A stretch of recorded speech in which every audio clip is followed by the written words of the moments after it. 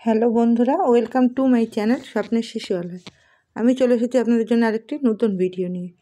এই ভিডিওটি হচ্ছে আপনারা কেন্দ্রে গর্ভবতীর মা নাম তুললেন এবং পোষণ অ্যাপে এন্ট্রি করলেন।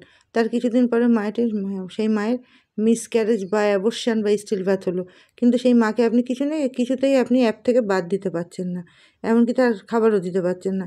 তাহলে আপনি কি করবেন? কীভাবে সেই মাকে বাদ দেবেন কেন্দ্র থেকে? তাহলে দেখে নিন এই ভিডিওতে। প্রথমে আপনি পোষণ অ্যাপ খুললেন, তারপর বেনিফিশিয়ারিতে হাত দেবেন। বেনিফিশিয়ারি লিস্টে হাত দেওয়ার পর আপনি প্রেগনেন্ট ওমেন লিস্টে যাবেন, মানে গর্ভবতী মা। তারপর আপনি মনে করুন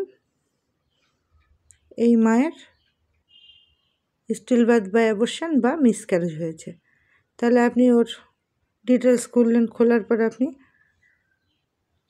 লাস্ট অপশানে যাবেন, যেখানে মিসক্যারেজ, অ্যাবর্শন বা স্টিল বার্থ লেখা আছে, সেখানে হাত দেবেন।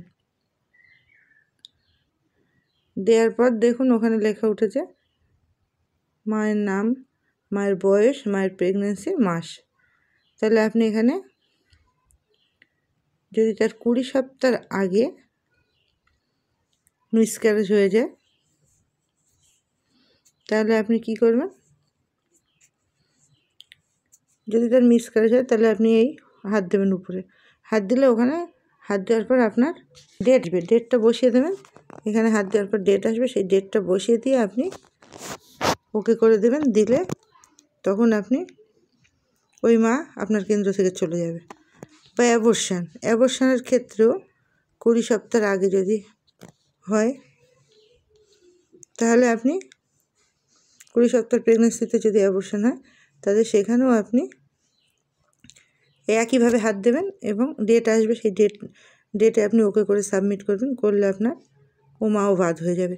স্টিল বার্থের ক্ষেত্রে, স্টিল বার্থ হচ্ছে কোনো মৃত সন্তান যদি জন্ম দেয় মা, সেই স্টিল বার্থের ক্ষেত্রে আপনি ধরুন শিশুর সময়ের আগে মায়ের মৃত সন্তান জন্মালো, এখানে আপনি হাত দেবেন। তারপর স্টিল বার্থের পাশে হাত দেবেন, দিলে আপনার ডেট আসবে। সেই ডেট অনুযায়ী আপনি ডেটটা, তার যেদিনকে স্টিল বার্থ হয়েছে সেই ডেটটা আপনি বসিয়ে দেবেন। বসিয়ে দেওয়ার পর আপনি ওকে করে সাবমিট করবেন।